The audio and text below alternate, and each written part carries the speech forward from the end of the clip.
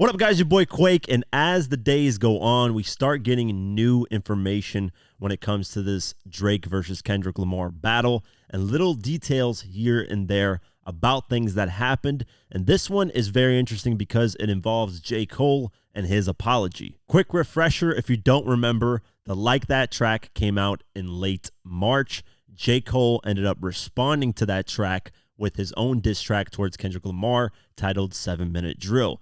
Then just a couple days later at the Dreamville Festival, he backtracked and decided to apologize to Kendrick Lamar and say he wants nothing to do with this battle. And in hindsight, most people are saying that was the right move because if we look at this Drake and Kendrick Lamar battle, it's gotten very, very personal involving family members and kids. At the time when J. Cole apologized, he was getting a lot of backlash for the apology.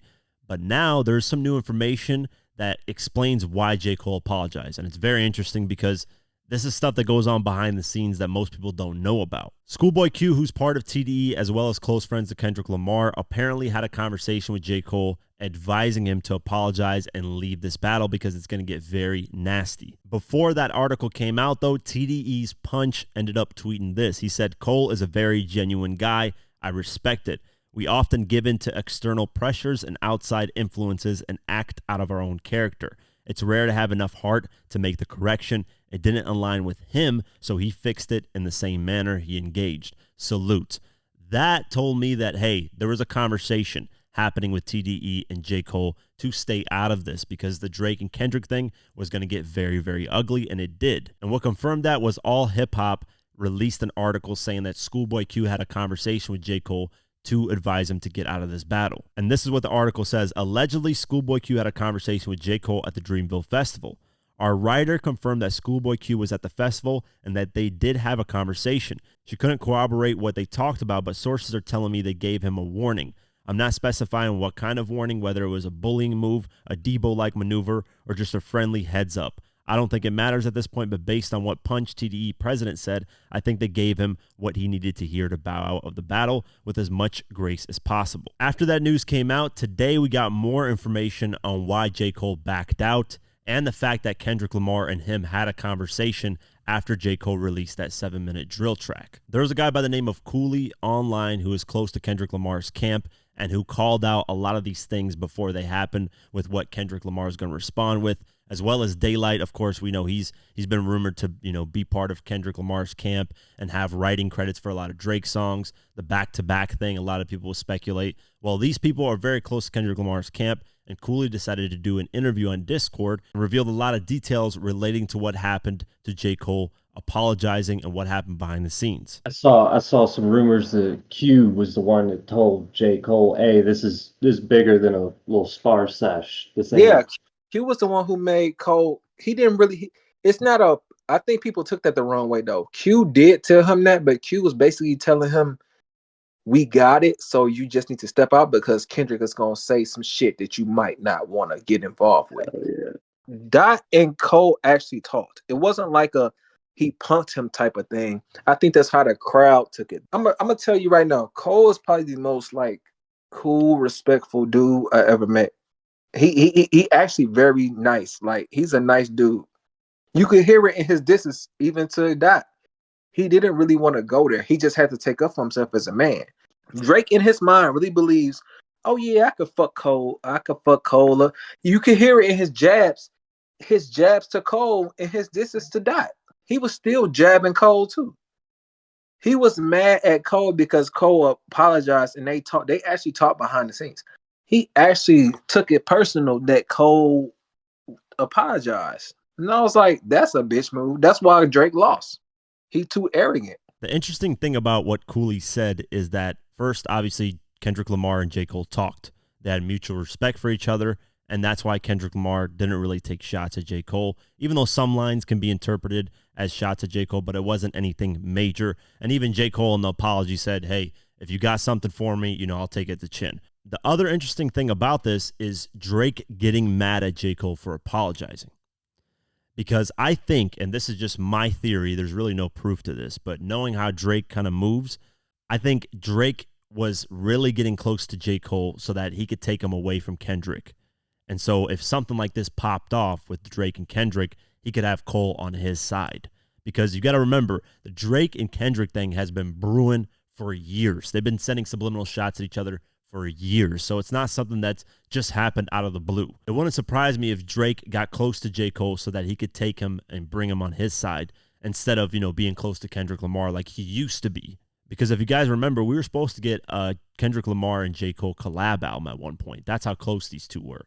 So Drake kind of brought him more to his side, but then when J. Cole apologized, it got Drake more pissed off, like, damn, what are you doing? And because that tactic backfired, it got Drake really upset. A lot of things in this battle really backfired on Drake, and it wasn't as calculated as normally Drake is. And this is my theory that potentially J. Cole, when he apologized, tried to reach out to Drake and get, something to go on between Drake and Kendrick so they don't have to beef. Maybe have a conversation, three-way, where they talk to each other, because if you remember on Drake's push-ups, he says, Top want to piece it up, Top want to piece it up. Nah, he's like, I don't want to piece it up. So maybe Top had something to do with that, try to get a three-way going where, all three of these artists could talk to each other and potentially make peace. But obviously, Kendrick didn't care for that, and Drake didn't care for that. Meanwhile, J. Cole's in the middle, being the middle child, like his song says, and not getting involved on either side. Regardless of what happened, clearly J. Cole got some type of heads up to get out of this because it was going to get really, really ugly, and he did. So with that being said, what do you guys think? Would you guys get out of a battle knowing what's going to come ahead of time?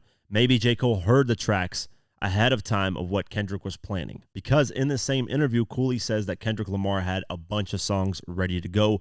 Even Drake said that Kendrick Lamar, 4 years, had a song that he was holding on to. Cooley says that Kendrick Lamar recorded all the diss tracks that came out right now in one studio session. That's how much disdain and hate he's had for Drake for a while. And then Euphoria, there's a rumor out there that Euphoria is a 19-minute track originally. And Cooley says that there's 5 more diss tracks that Kendrick Lamar has already stashed for Drake if Drake decides to go at him a lot more. He also said that if Drake sends subliminal shots down the line, which Drake's known to do after a battle's settled, that Kendrick Lamar will go directly at him again. Have you heard those 5 tracks that you're saying Kendrick has? I heard 4. The last one, tucked one. Give us something, just so we know if they drop, we can say, hey, coolly new. I heard, okay, remember when I told y'all I don't know if y'all was following me, but when I said the next one gonna be up tempo, everybody was like, what are you talking about? That's when Not Like Us came out. So the next thing I heard, it was 5 more after that. It's 2 up tempos and there's 3 like mid tempo. No, 2 up tempos, 2 mid level tempos, and then it's another one that's very dark. I think that's the personal one. That's the one I heard in the background, but I wasn't really in the room for that one. I think I was put out the room on purpose because they know me and Daylight. They know me and Daylight. Everybody who follow me and Daylight know we are trolls, but when we tell the truth, we be telling the truth. So I think they kept that one away from us on purpose. Do y'all know all the shit y'all heard so far was one session? Nah, really? No, what the fuck? Yeah, Yo, that's crazy. It was like a 19-minute song that he had, and it was split up. I told niggas he do not like this nigga. If you go back to my tweets, like a week and a half or 2 weeks ago, every time I said something, it happened. I said, this nigga hates him. The original version of Euphoria was 19 minutes. Let me know what you guys think, and we'll keep you guys posted on if anything else comes out. That's it for today's video. If you guys want to support this channel further, you can do so at patreon.com/diverse mentality. For just $3 a month, you can get my videos uncut and raw the way I intended them to be, but couldn't because of YouTube. Plus, you also get access to our Discord community, where we have a great community talking about hip-hop and various other things. It's very dope. So only $3 a month. I'd really appreciate the support. Also, follow us on social media at QuakeGW and at Diverse Mentality. Thank you so much for the support, and I'll see you guys in the next one. Peace.